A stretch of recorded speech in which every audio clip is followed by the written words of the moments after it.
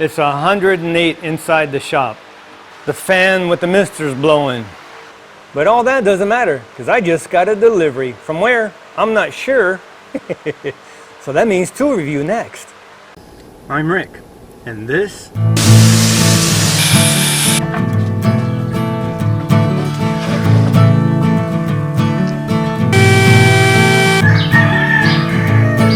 shut the heck up, you stinking roosters.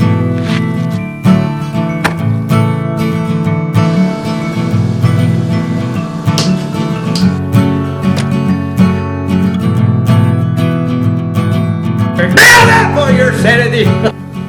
This is the shack. Hey everybody, welcome. New to the channel, first time stopping by. Thank you so much for taking some of that valuable time out to view. I truly appreciate that. It stinks, it's so hot. There's no two ways about it, it sucks. So you hear that noise? That's the fan. I gotta have it on. I got my big fan going. I got another fan going. It's just miserable. Yes, we have a tool review, and if you couldn't guess where it's from, you didn't really look, it is from Woodpecker. It is this new Autoline drill guide from Woodpeckers. I'm not going to bore you with the unpackaging. I have already unpacked it, and I've actually used it on a quick little project, and I have plans to use it on another project coming up. Please remember to subscribe, and if you do, ring that bell so you're notified when the videos do come out. I'm not going to bore you with a whole lot of unboxing stuff. Come on up here, and let's get to review this tool. And this is it. This is the Autoline drill guide from Woodpecker. You have your tool, chuck key, your fence, and two factory 6.5-inch extension rods. And your manual, parts list and instructions. After the pre-order, they came out with accessories. I got the basic add-on kit, which consists of two flip stops, two 12-inch extension rods, and a wrench. I think this will give me just enough flexibility. I'll be happy with that. I really don't see the need other than possibly getting two more of the flip stops. I don't see more need at present that I need any more of the extension guide rods. The tool itself, real quickly, you have your chuck carrier. This is this big beefy triangle piece here that houses the 1/2-inch chuck. This is a THD 1/2-inch-20 chuck. And if you look on here, it'll say 1/16 to 1/2 inch for the metric brethren, if 1.5 mil up to 13 mil. Really nice bearing, really smooth, no complaints. That sits on these two guide rods with the tension spring, goes up and down smoothly, glides nicely. If I was to let off right here, it'd fly up, but once you put a drill or an impact driver on there, 1/4-inch hex end on here, so it'll fit your impact driver or a drill. If I push all the way down, I'll take my hands off, it just pushes up nicely. It won't fly up out of the way. Do that again. Got my hand on it, let go, just enough to push it back up out of the way and lift it up to go all the way. Won't fly out of your way. The base, you have a V-groove in it to set in round stock to drill straight through. You have your two centering pins. On the top here, these are stop caps. You can unscrew this and it doubles as an Allen wrench you use to tighten your bars, and these little guide pins here, you use them to unloose them from the base or tighten them. On this side, you have a lock ring, and we'll talk about this more in depth when I get to it. That's the basic tool itself. Now we're going to get into some of the applications, kind of go over them real quickly. Again, these are the factory 6.5-inch extension rods. Why I say factory? Because the accessory ones are not the same. The threads are different. So we'll get into that and I'll explain a little bit more later. I am setting on a piece of wood. This is actually a piece of stock that I use to make my rustic clocks. You know me, if you follow me, I am a stickler on my manuals. I screwed up. I didn't do the one thing that I preach all the time. I broke my golden rule. I didn't read this. I was so excited when I first got it. I was in the middle of making my rustic clock. I thought, all right, I'm going to use this right here, right now. And I did. And I made a mistake. And I'll show you right now. Watch this.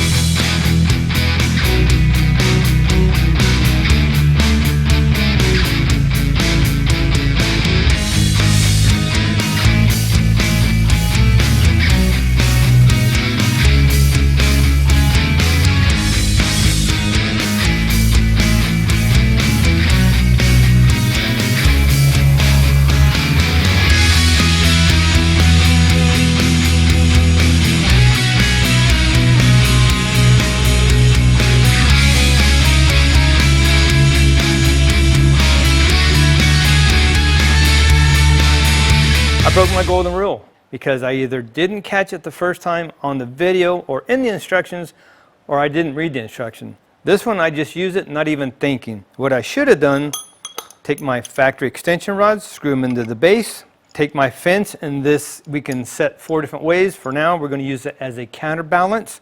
Slide it on this way. If that was my hole I was going to drill, I would have set it there, lined up the marks, brought it about right there, locked it down. Now I could have held it there. It's not going to move. Plunged, drilled my hole, and it would have stayed center where it should have been. But because I was in a rush, pushed down and it moved a little bit, it went off. In the future, for now on, I'm going to use it properly so I can hold it there so it doesn't move. So now I learned I'm using this. Speaking of the fence, I'll go over this real quickly, some of the uses for it. Counterbalance is one way, and we'll show that again later when I show you another use for this. If I wanted to drill right here, I would set this there, slide my fence on this way. That was my hole I wanted to drill, line that up. I could slide it up there, lock it in. Now I can hold that, plunge, do my drill, and it stays right there.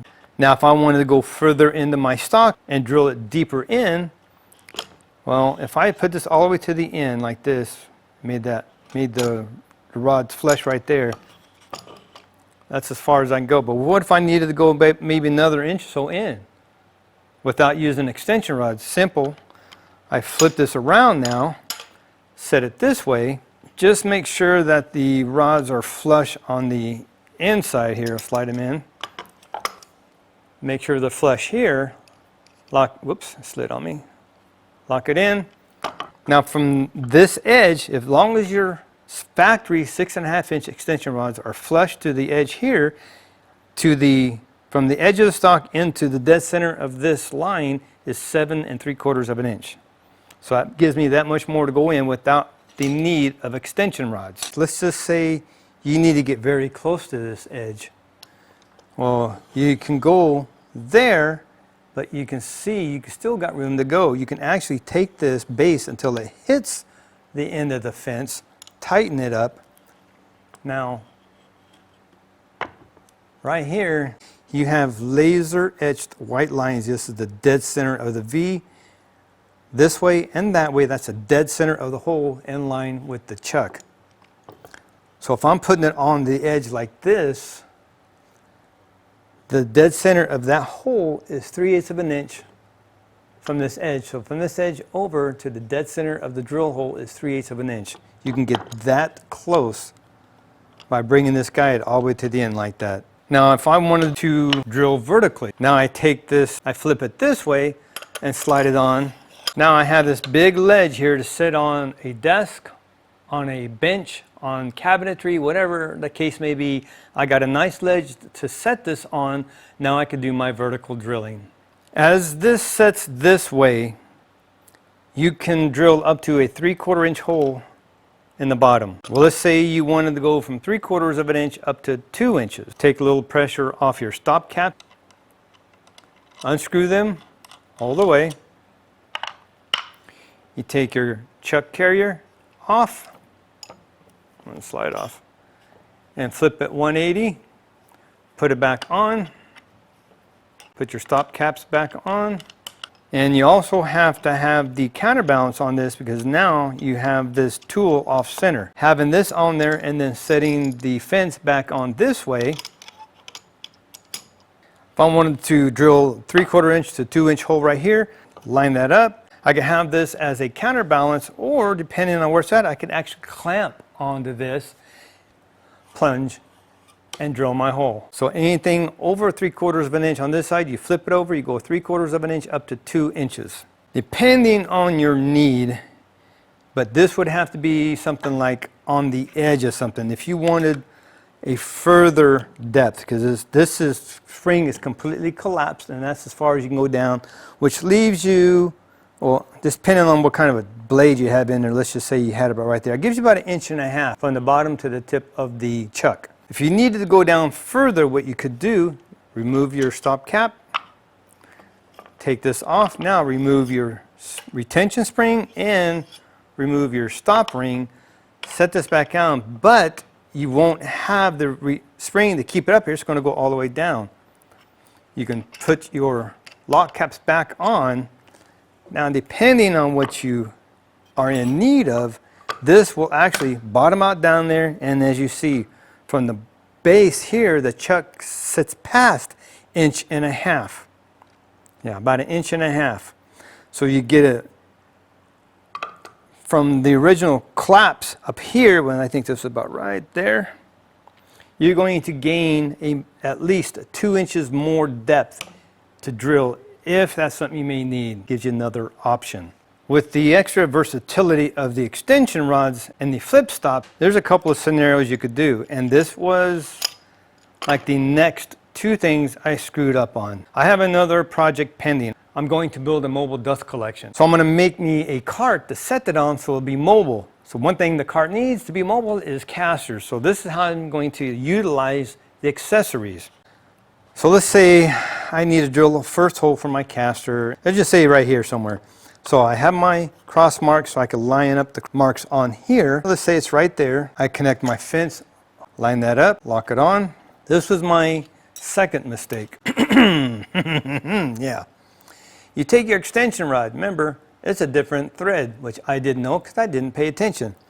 And you insert it into, you insert it,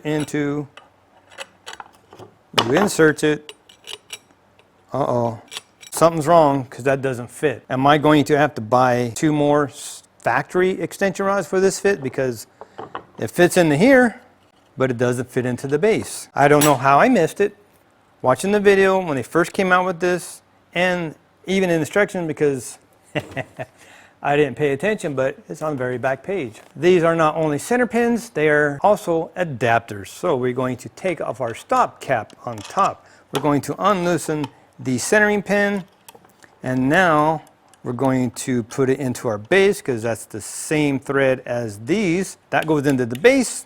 Voila, now I can adapt my accessory extension rods and it fits. Yeah, that's what happens when you don't read the instructions, and I broke my golden rule and it smacked me in the face 3 times. 3rd time I finally got it. Now I know these double as not only centering pins, but as adapters for the extension rod. Okay, now I can set on these really, I don't know what it is about these. There's some attraction to these. Maybe this is the simplicity of it and just the beauty of the build. I like these stinking little stop flips.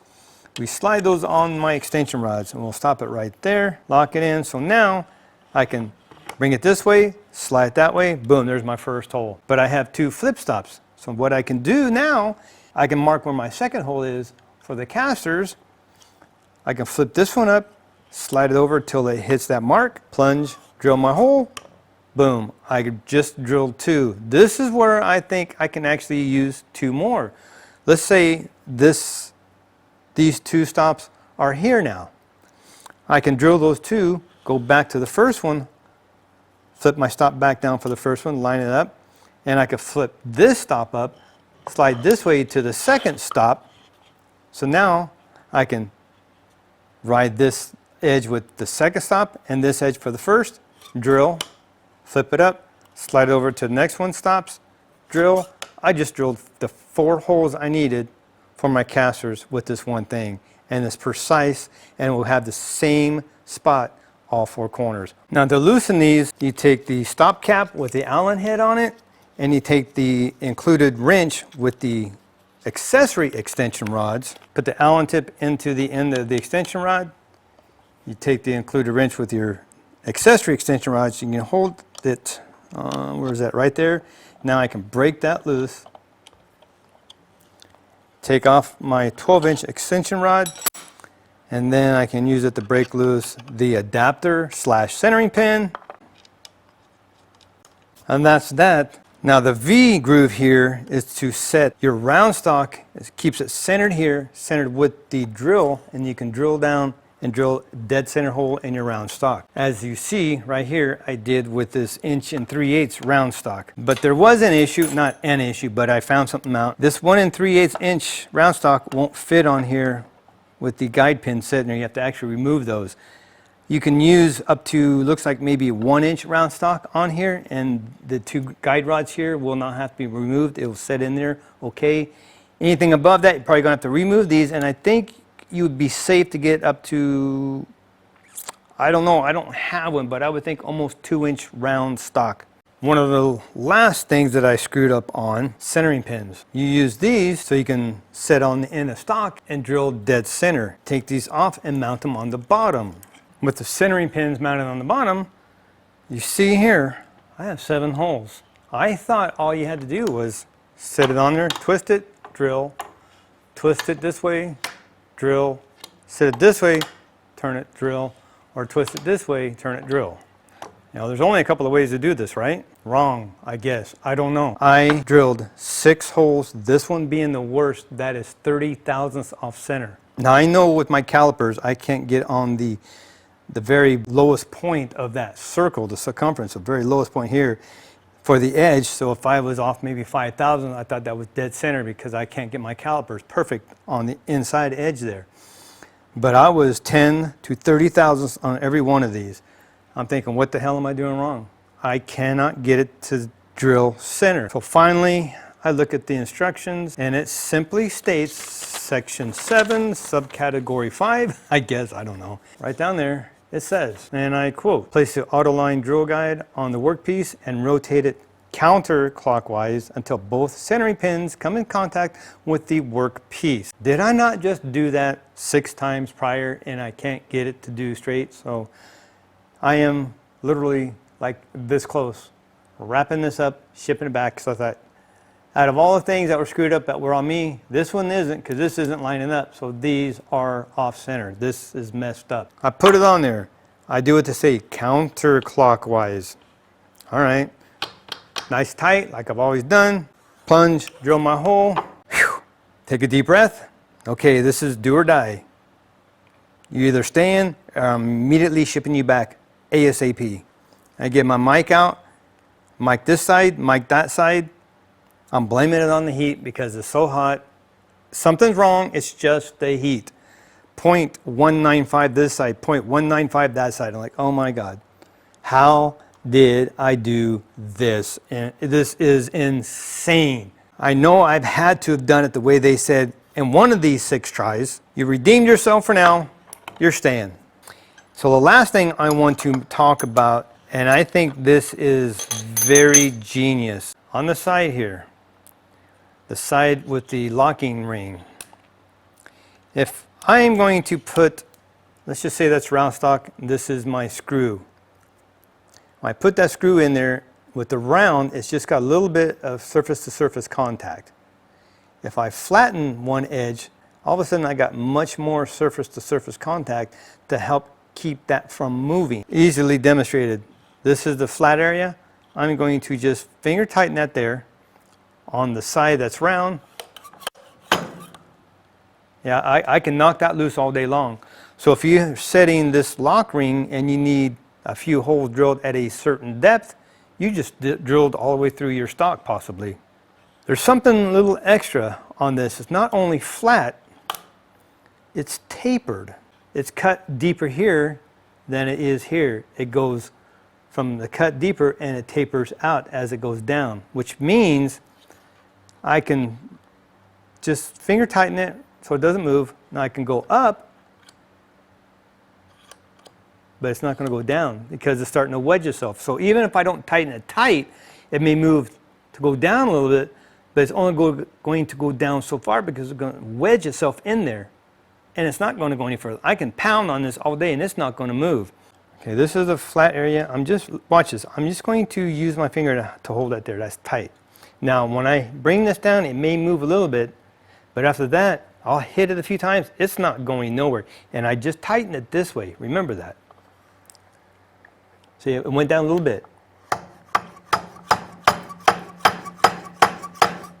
Ain't going no more. Now it's wedged, and now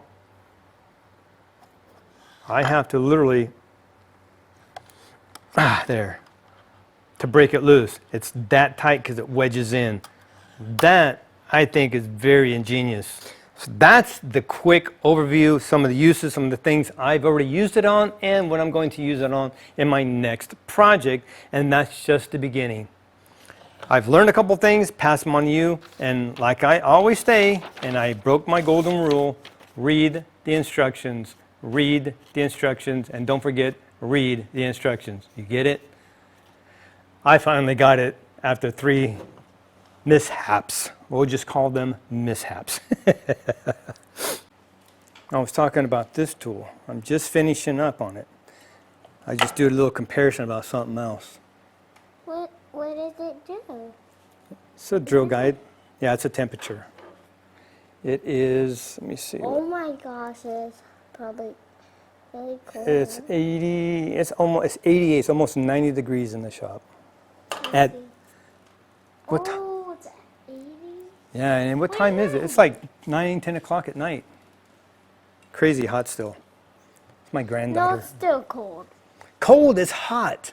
No, it's cold. It is hot. I was But- gonna test it. Yeah. Anyway, that's it. Let me see. No, this isn't a play toy. This goes to this. So no more. Trying to get this video short. Hopefully my mic did cut out this time. That is it. Thank you so much for watching. Be blessed. Take back your check. Build it for your sanity. And we will see you next video.